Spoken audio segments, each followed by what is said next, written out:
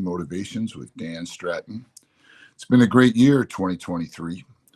And as we move into 2024, it's very interesting times that we're living in.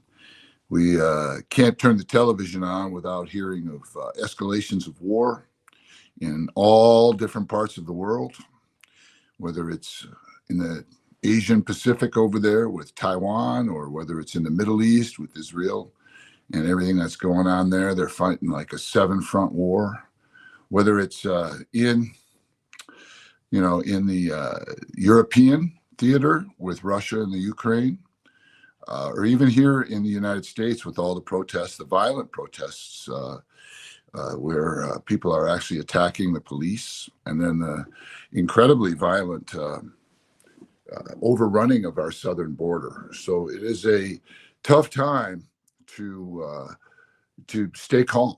It's a tough time to make sense of things. It's a tough time to really be able to be peaceful and calm and loving. It's a very difficult time when every time you look at the news, every time you try to stay current, you're just inundated with some pretty ugly stuff, and stuff that could, in a very short period of time, come to your neighborhood or my neighborhood or anywhere there is, because we're just seeing that all the time. We're just seeing the upsurge in aggressiveness, in crime, upsurge in aggressiveness in cancel culture, where people are, sending cops to people's houses for no reason at all, just using technology to really harass and terrorize people on a regular basis. So what I want to talk about today is I want to talk about how we manage our self-care. I want to talk about getting quiet. I want to talk about turning off the noise. And at Christmas time, which is where we are right now, you can see some of my decorations in my house right here behind me. It's really important that you think about things that'll keep you healthier. Again, another thing that's up in the news is suicide, and people, their mental health is really being challenged, and they can't control their thoughts. They worry about things. These people are just really, really hurting, and you may be one of those people. So I want to give you some tools today to really help you to begin to take yourself out of the noise and into a place of quiet. We used to always say peace and quiet, right? Peace and quiet. So at Christmas time, I practice this a lot. I've got 2 or 3 things that I do during the day to practice peace and quiet. And one of those is I keep a journal, and I sit down to write about whatever is on my mind. And I think about it, and I pay very, very close attention to what I'm thinking about. And some days I fill up sheets and sheets of paper, just writing down what I'm thinking about and how I feel about what I'm thinking about. And some days I'm a little better, and I can just quietly sit and be quiet, where I'm not running lists in my mind, where I'm not, overly concerned about certain things. And what I find this does for me is it helps me to organize my life. Like yesterday, I had to take care of a glitch that was on my homeowner's insurance for my house. And it came back to my remembrance. And because of the discipline of sitting down and journaling, rather than putting it on a list and dealing with it later, I just made the phone call right then and there. And it took about 20 minutes, probably 18 minutes longer than it should have, but it took about 20 minutes to rectify. And then now that's off my list, and it's not like a little itch in my brain. And so I'll do that. And what happens is my list may start out long, and then all of a sudden it gets shorter and shorter and shorter. And then when my lists are short and I don't have a lot of things to do, bills to pay, things to file, things to follow up on, all these different things, then I can actually sit down and practice peace, practice being quiet. And the way that I like to do that is I like to think about the people in my life, think about the things that I'm thankful for, think about the things that bring me peace, bring me relaxation, bring me a little chuckle, if you will. Another tool I use, other than just writing down my thoughts, is a tool I call the Sunday night meeting. The Sunday night meeting. Because what happens, especially with cell phones today, with everybody texting us and calling us, and it's always with us, other people will put a demand on our time. They'll spend our time and they'll spend our money. So I use this Sunday night meeting concept to set my week. Now, it doesn't always work. I got to tell you the truth. This week was an interesting week because we've got my daughter is a doctor, and she's got her 1-year-old grandson, and her helper, her nanny called in sick this week. So Annie and I, my wife and I, are the backup nannies, along with Stephen, my son-in-law's family as well. But I got called into service. So what happened, even though I set my schedule for the week, I was called into service. And so, but because I had planned and I knew what I wanted to accomplish for the week, I was organized, I could just move things around rather than getting all stressed thinking, oh no, oh no, oh no. Because I had planned, because I had written down how I was going to spend my time this week. And I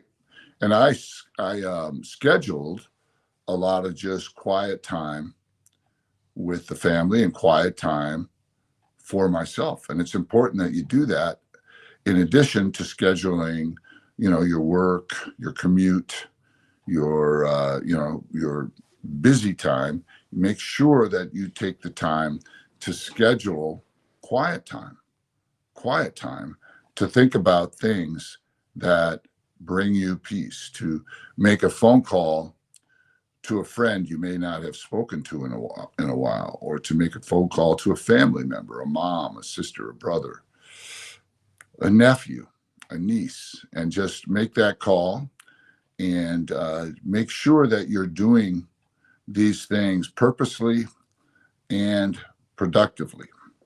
Now, when I think about being quiet and I sit down and I do this exercise after I've already done my Sunday night meeting, after I've already done my journaling, I notice when I take the time to be quiet, it reveals to me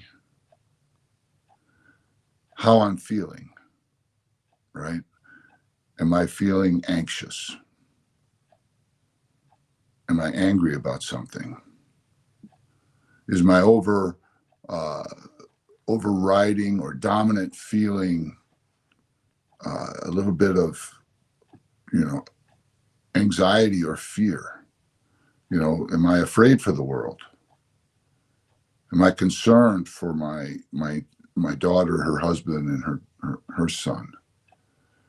And then I can think about those things, and I can get to be a little bit aware or more self-aware of what's going on. What happens generally is when I don't take the time to do this, those overriding or those dominant feelings come out when I least expect them to or suspect them to, and they come out and they create strife. They create, a form of, hurt in my conversations. And it usually comes out with my wife, because she's closest to me and she's with me all day long. And, if I'm trying to, in the middle of doing everything else, trying to get that relaxation, I'll get really defensive of what I call my quiet or my peace time, and she'll break into it, and then I'll take it out on her. That overriding feeling, that anxiety that I have, or that sense of urgency about something that I have, because I haven't really grappled with it or thought about it enough to plan my my attack, if you, or plan the way, or my plan, I guess is what I'm really trying to say. I haven't really taken the time to work out what's going on. So when she interjects something, or interjects, hey, I need you to do this, or hey, we're doing this on Thursday, or hey, we're doing this on this, Danielle called, and all these things start to come in. If I haven't already thought these things through, I don't know how big of a block I need to move to accomplish what I need to accomplish. Now, I'm very blessed. I work on the phone most of the time. My consulting business is mostly phone work, and I have really friendly clients that if I call them and I say, hey, look, Wednesday morning isn't going to work for me. I have to do these things with my family. So can we move it till Thursday morning or Thursday afternoon, that type of thing. And so I'm blessed to have that. And that I have that because I've practiced these principles for years and years. And so the same thing I say to you, if you feel like you're out of control, start with that Sunday night. A lot of us have jobs that we don't have control over our schedules. We have to be at work at 8 o'clock on a Monday morning, and we're there all week, Monday through Friday, 8 till 5, 8 till 6 sometimes in some cases. And then what you want to fight for, or begin to discipline yourself in, is that time before 8, and that time after 6, and that time on the weekends. And when you're taking time for yourself and you're really thinking about this, and this is important, because if you do it, then you won't have as much collateral damage. You won't have as many outbursts fighting for your own personal time. And a lot of times, a lot of people I've known over the course of my life have taken that personal time, with alcohol, or they've taken that personal time where they got to go out and smoke a cigarette just to get a minute to themselves, right? Just to get that personal care. And of course, drinking a lot or smoking a lot is very, very detrimental to your health. It doesn't do really what you're trying to accomplish, which is get yourself a moment to heal, get yourself a moment for self-care. And so this is very important to think about today, and think about how you do it. Think about how you're currently doing it, and think about scheduling time for it.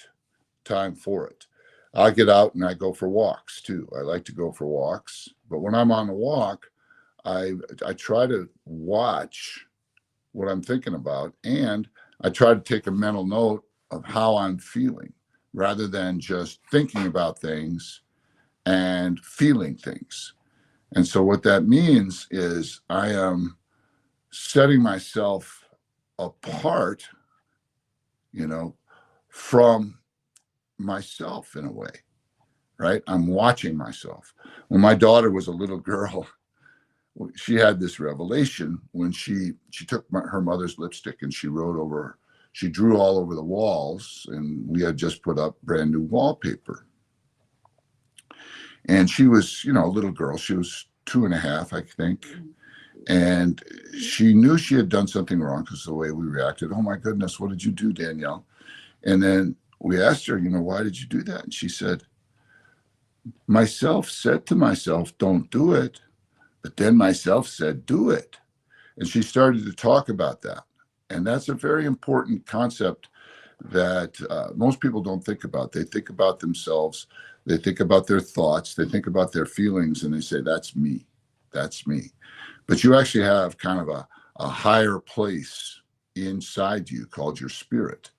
And this is where self-care comes in, where you allow your spirit to be objective about what you're thinking about.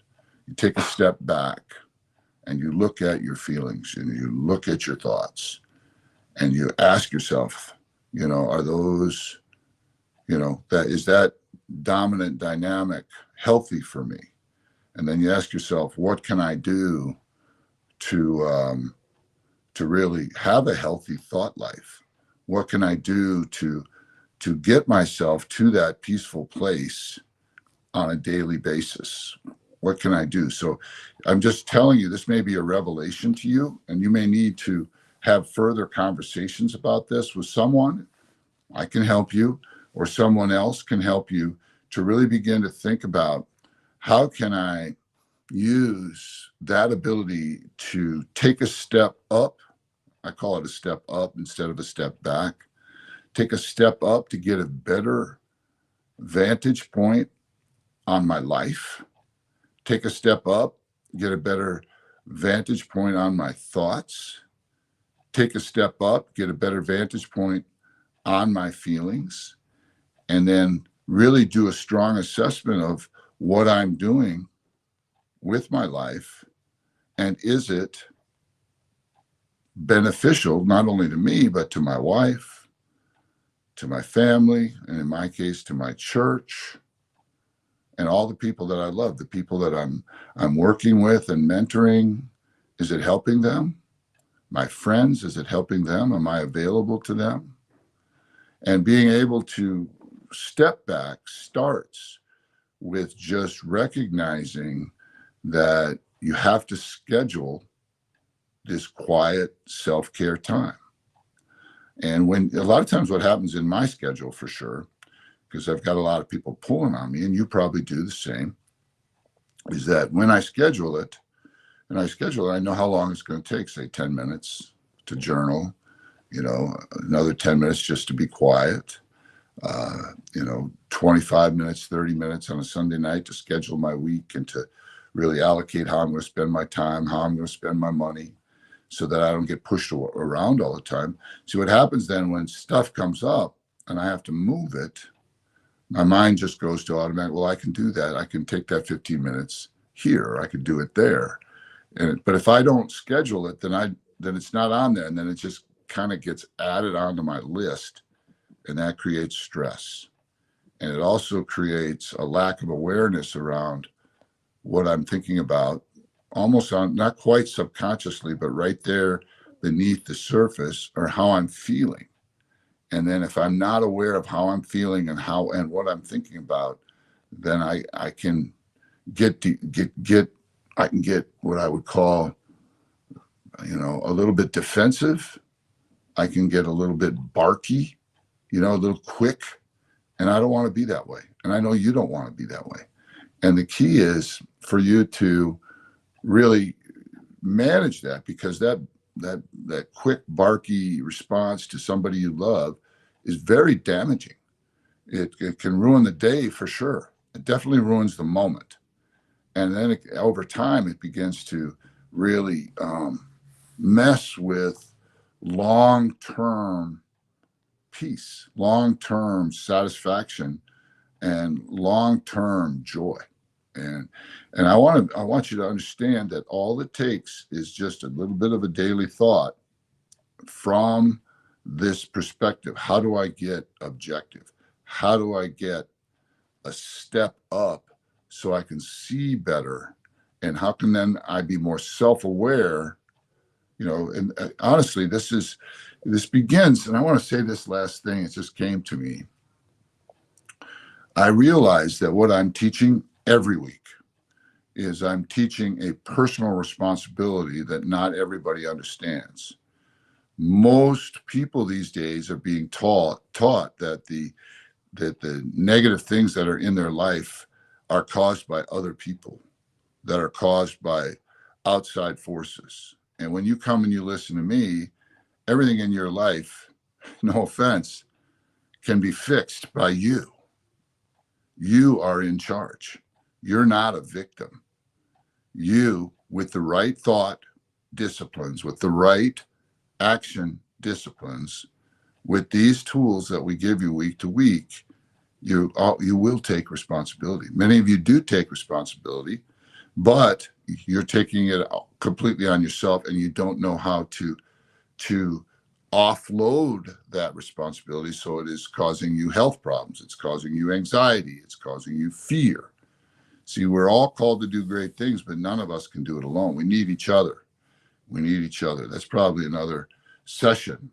But just remember, if you'll work these basic principles, and I've already reviewed them a couple of times, you will begin to see things more objectively. You'll be in more control.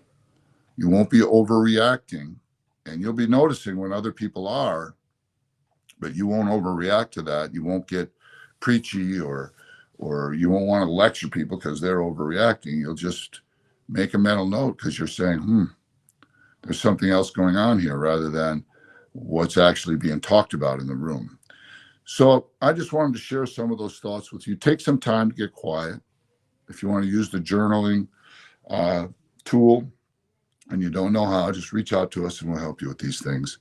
And let's continue to stay in dialogue. Ask some questions. We're here to answer the questions that you have. Talk about the topics that you'd want to talk about. So please feel free to reach out to us. Thanks for joining Morning